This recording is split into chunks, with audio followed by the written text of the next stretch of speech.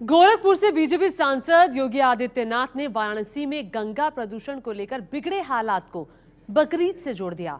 ऐसे में सवाल ये उठाया कि मूर्ति विसर्जन में जिन लोगों को प्रदूषण दिखता है, उनको बकरीद पर काटे गए मांस के खून के गंगा नदी में जाने से होने वाला प्रदूषण क्यों नहीं दिखता। वाराणसी में गंगा नदी में मूर्ति विसर्जन को लेकर चल रहे विवाद को बीजेपी सांसद योगी आदित्यनाथ ने सांप्रदायिक रंग दे दिया है। गंगा में मूर्ति विसर्जन रोके जाने से नाराज योगी आदित्यनाथ ने गंगा प्रदूषण को बकरीद से जोड़ दिया है। आदित्यनाथ ने गंगा में प्रदूषण के लिए मूर्ति विसर्जन से ज्यादा बकरीद पर काटे गए जानवरों के खून को जिम्मेदार ठहराया। जिन लोगों को मूर्तियों पर प्रदूषण दिखाई देता है, क्या अभी बकरीद के दिन हजारों निरीह पशु काटे गए काशी में, उनका खून सीधे गंगा जी में बहा है, क्या वो प्रदूषण नहीं था? आदित्यनाथ का ये दावा कितना सच है ये तो आंकड़ों से पता चलेगा, लेकिन गंगा की गंदगी को लेकर एबीपी न्यूज के सर्वे में प्रदूषण में सबसे बड़ा हाथ शहर की नालियों का मिला, जो 80% गंदगी फैलाती हैं। हर रोज करीब 400 करोड़ लीटर प्रतिदिन गंदा पानी गंगा में गिरता है। जिस वाराणसी शहर की बात योगी आदित्यनाथ कर रहे हैं, वहां का हाल देखिए। वाराणसी में ऐसे छोटे बड़े 34 नाले हैं जिनका गंदा पानी सीधे गंगा में गिरता है। इनसे करीब 18 करोड़ लीटर गंदा पानी रोजाना निकलता है, लेकिन सिर्फ 14 करोड़ लीटर पानी को ही साफ करने के संयंत्र लगे हैं। मतलब यह कि हर रोज करीब 4 करोड़ लीटर गंदा पानी सीधा गंगा में मिलता है। 80 घाट के बगल में ही है नगवा नाला, जिससे रोज दिन रात गंदा पानी गंगा नदी को और ज्यादा मैला कर रहा है। कुल मिलाकर वाराणसी में ऐसे छोटे बड़े 34 नाले हैं जिनसे हर रोज गंदा पानी गंगा में इसी तरह प्रभावित होता है। 32 से अधिक नाले गंगा जी में वाराणसी में मिलते हैं। औद्योगिक कचरा सब गंगा जी में उड़ेला जाता है। कहीं कोई सीवेज ट्रीटमेंट प्लांट नहीं है, कहीं पर कोई ट्रीटमेंट प्लांट किसी औद्योगिक इकाई में नहीं। क्या उसमें प्रदूषण नहीं? पहले तो इसको बंद किया जाना चाहिए। गंगा को प्रदूषित करने में दूसरे नंबर पर फैक्ट्रियां हैं, जो 15% गंदगी फैलाती हैं, और सबसे कम 5% गंदगी गंगा किनारे शव जलाने से और पूजा अर्चना करने के बाद बची सामग्री गंगा में ही छोड़ने से होती है। मूर्ति मिट्टी और बांस की फट्टियों से बनाया जाता है। मूर्ति विसर्जन होने के बाद मिट्टी में मिल जाती है। बांस की फट्टी जो वहां पर पहले से लोग नाविक तैनात रहते हैं, वो उठा करके अपने घर लेके चले जाते हैं। गणेश पूजा के समय वाराणसी में भगवान गणेश की मूर्ति का गंगा में विसर्जन प्रशासन ने प्रदूषण का हवाला देकर रोक दिया था, जिसका विरोध कर रहे साधु संतों को पुलिस ने 22 सितंबर को जमकर पीटा भी था। इसी लाठीचार्ज के विरोध में सोमवार को भी काशी की सड़कों पर तांडव दिखा था। फिलहाल वाराणसी में हालात सामान्य हैं। और देश के लिए भी स्वच्छ गंगा बड़ा मुद्दा है। केंद्र सरकार ने मुहिम चलाई है। सुप्रीम कोर्ट केंद्र सरकार से पूछ चुका है कि गंगा कब तक साफ होगी, लेकिन पार्टियों के नेता कह रहे हैं कि बकरीद से गंगा मैली या फिर मूर्ति विसर्जन से। ये सवाल उठाया जा रहा है। इसी पर बातचीत करने के लिए हमारे साथ खास मेहमान मौजूद हैं। हमारे साथ स्टूडियो में इस वक्त मौजूद हैं गोपाल कृष्ण अग्रवाल, बीजेपी के प्रवक्ता हैं, और साथ ही नवेद सिद्दीकी लखनऊ से हमारे साथ जुड़ रहे हैं, समाजवादी पार्टी के प्रवक्ता। सबसे पहले गोपाल जी, आपके पास आना चाहूंगी, बकरीद से गंगा मैली या फिर मूर्ति विसर्जन से?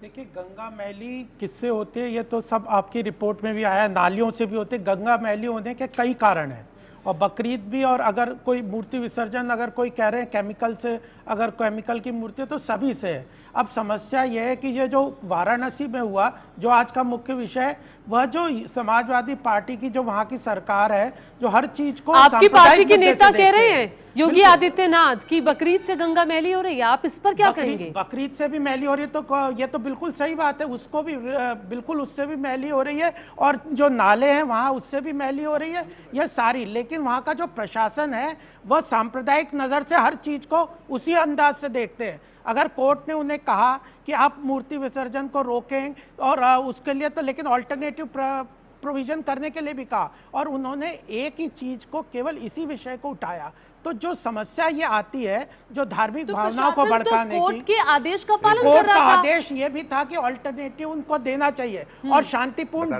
तरीके से मूर्ति विसर्जन करवाना चाहिए। वो जिम्मेदारी नहीं थी, उन्होंने वहां पे लाठीचार्ज की। जब उन्हें बता दिया था कि 20,000 जी, लोग हो जी, रहे जी, ठीक है। हैं, तो बिल्कुल जो प्रशासन का काम है वो नवेद सिद्दीकी। एडमिनिस्ट्रेशन है। एडमिनिस्ट्रेशन बिना किसी धर्म के चश्मा लगाए ठीक है, एक आपके निष्पक्ष सवाल रूप का से जवाब देखना नवेद चाहिए। सिद्दीकी जवाब दीजिए। कोर्ट ने भले ही रोक लगाई है मूर्ति विसर्जन पर, और लेकिन आपने शांतिपूर्ण कोई ढंग से ऑल्टरनेटिव विसर्जन के लिए ऑप्शन नहीं दिया। एक मिनट सर, क्यों नहीं किया इंतजाम करने का कहा था क्यों नहीं किया गया? और लाठीचार्ज कर रहे हैं।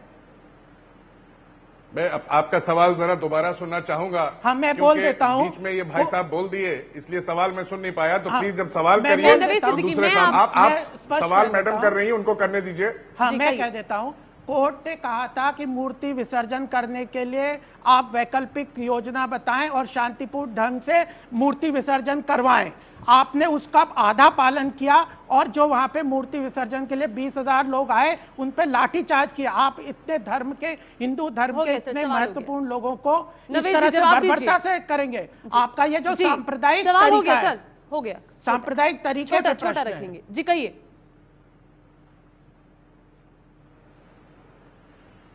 देखिए, इतना इस मैटर को पॉलिटिसाइज कर रहे हैं आप लोग, और बहुत अफसोस की बात है कि जिस तरह से भारतीय जनता पार्टी और उनके दल और सहयोगी दल जिस तरह से इस चीज को इतना उजागर कर रहे हैं, ऐसा कुछ खास था नहीं।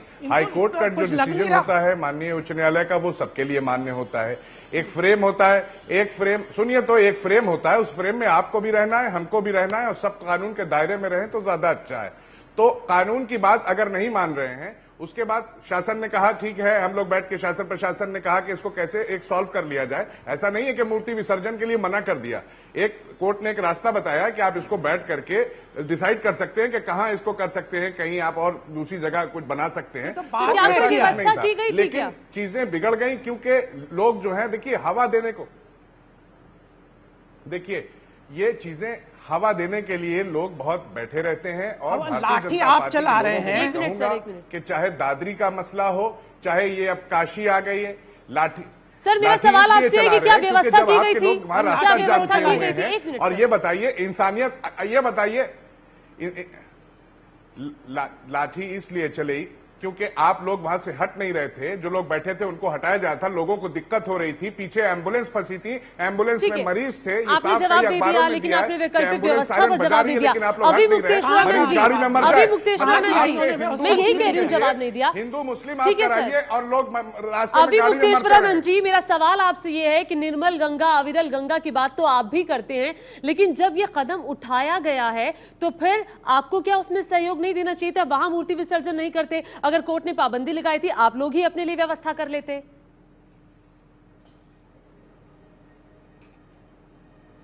कोर्ट से बढ़ के कुछ नहीं है। देखिए, सबको उसका पालन करना चाहिए। स्वामी जी भी यही बताएंगे, लेकिन इनको एक मिनट में गलत रास्ता मेरा दिखा दिया प्रश्न गया अभी कुछ दूसरे लोगों की मुक्तेश्वरानंद जी तरफ से है।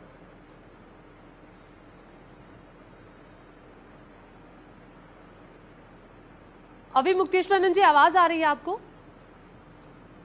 हाँ, आवाज आ रही है। जी, मेरा सवाल आपसे ये है कि निर्मल गंगा, अविरल गंगा की बात तो आप भी करते हैं, लेकिन जब गंगा में प्रदूषण को रोकने के लिए ये कदम उठाया गया तो उसमें गलत क्या था? नहीं, ठीक बात है। अविरल और निर्मल गंगा हम सब की कामना है, और हमारे हाई कोर्ट ने ये कहा कि गंगा निर्मल होनी चाहिए, इसलिए उसमें प्रदूषण को रोका जाए। हम न्यायालय के साथ हैं, लेकिन ये समझना होगा जी। कि जब हाई कोर्ट कोई बात कहता है तो उसका तात्पर्य उसमें होता है। उन्होंने कहा कि गंगा में प्रदूषण रोका जाए, ये नहीं कहा कि हमारी परंपरा, हमारा धार्मिक विधान रोक दिया जाए। जी, हम अपना धार्मिक विधान करते हैं, अगर उससे प्रदूषण नहीं हो रहा है तो उससे हाई कोर्ट को क्या ऐतराज है? प्रशासन को इतना समझना चाहिए। हाँ, अगर कोई प्रदूषण हो रहा हो तो उसके बारे में जरूर हमसे चर्चा की जाए। इतनी सी तो बात है, और क्या है जी। तो इसमें? स्वामी कौन जी, सा न्यायालय का अवमान है, और कौन सी इसमें जिद है, और कौन सा इसमें हट है? नहीं, क्या हमको अपने धर्म के अनुसार नहीं जीना चाहिए? क्या हमको अपने देवता की आराधना अपने सनातन धर्मशास्त्र के बताए गए विधानों के अनुसार नहीं करना चाहिए? पर स्वामी जी, ये तो कोर्ट ने रोक लगाई थी ना कि मूर्ति विसर्जन होगा ही नहीं, तो फिर कैसे कोर्ट ने ये प्रशासन रोक भी आपको लगाई कह कि देता? ऐसी जो मूर्तियां हों को न्यायालय ने ये कहा कि प्रदूषण नहीं होना चाहिए। ऐसी कोई मूर्ति हो जो प्लास्टिक से बनी हो, जो प्रदूषक रंगों से बनी हो, केमिकल जिसमें प्रयोग किया गया हो, वो सब प्रदूषक चीजें हैं। वो प्रदूषक चीजें किसी मूर्ति में है तो निश्चित रूप से उसको रोका जाना चाहिए, हम न्यायालय के साथ हैं। लेकिन जो गंगा की मिट्टी से बनी है, वो गंगा के बीच धारा में अगर पूजा करने के बाद प्रवाहित की जा रही है तो उससे कौन सा प्रदूषण हो रहा है? आज आपको पता नहीं है, बनारस में हर साल गंगा कई लाख टन मिट्टी बाहर फेंकती है घाटों पर, और प्रशासन सरकारी पैसे से 80-90 लाख रुपया, 1 करोड़ रुपए के लगभग लगता है, और सब गंगा जी में वो मिट्टी हर साल डाल देता है। कौन सा प्रदूषण आज तक रिपोर्ट किया गया किसी वैज्ञानिक के द्वारा, किसी समाचार माध्यम के द्वारा?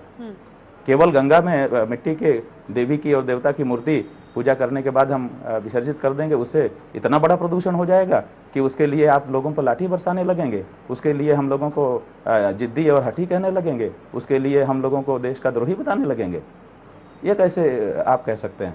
जी, अभी मुक्तेश्वर जी, आपकी इस बात पर नवेद सिद्दीकी जवाब देना चाह रहे हैं। जी नवेद जी।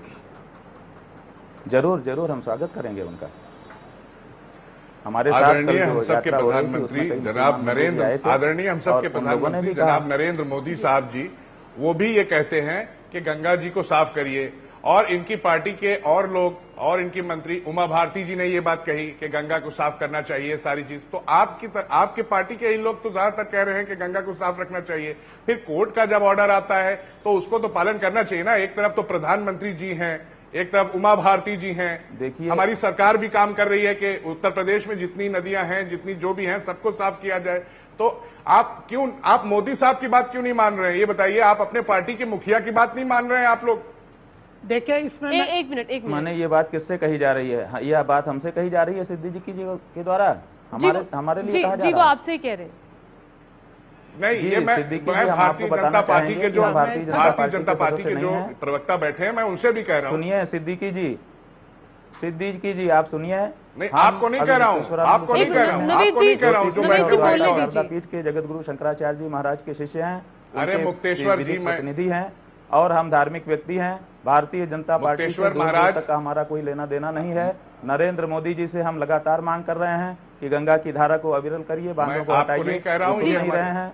और गोपाल जी, मैं इससे आप पे जवाब लूंगी, लेकिन अभी मुक्तेश्वर जी, नहीं, मैं इसमें जवाब देना चाहता हूं। काशी उनकी नहीं मानते हैं, उन्होंने तो कहा है ना कि हम इसको करेंगे, जानकारी नहीं है। उन्होंने तो आपको आश्वासन दिया कि नहीं? आश्वासन दिया है आपको? किस चीज का आश्वासन दिया उन्होंने? आपको आश्वासन तो दिया होगा मोदी साहब ने कि हम साफ करेंगे, कहा है कि हम साफ करेंगे, इसको साफ करवाएंगे। तो काहे के लिए फिर इसको इतने बहस क्यों हो रही? कोर्ट का तो ऑर्डर मानेंगे ना। हम लोग मोदी साहब से कोर्ट का आश्वासन नहीं दिया। अब देखिए कि वो अविरल धारा खोलें। गंगा जी का जो हिमालय से जल बह करके आता है वो उनके संसदीय क्षेत्र वाराणसी। देखिए, अब बड़े इस बात की बार बार हम लोग एबीपी न्यूज पे एक बड़ा खुलासा, साल का समय बीत चुका है। एबीपी न्यूज पे एक बड़ा खुलासा, नावेद सिद्दीकी जी, आप खुलासा करते रहिए। मोदी साहब ने कोई जवाब नहीं दिया।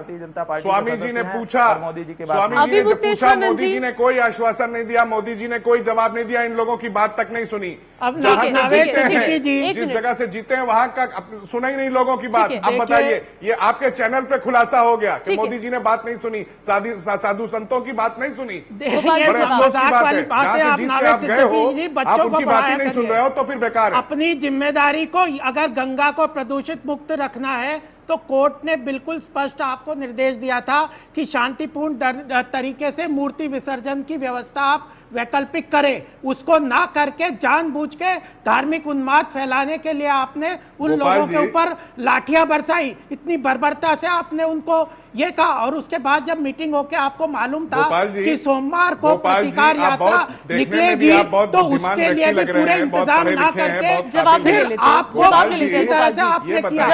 आप जवाब दीजिए सिद्दीकी जी, आप अगर बोलते रहेंगे तो कुछ नहीं होगा। पहले प्रश्न का आप जवाब दीजिए कि आपने प्रतिकार यात्रा के लिए क्या इंतजाम किए। मैं जवाब दे रहा हूं, आपने हाँ, तो आप पहले जवाब ले लेते हैं गोपाल जी, एक मिनट जवाब ले। एबीपी न्यूज की रिपोर्ट देखी आपने कार्यक्रम शुरू होने से पहले?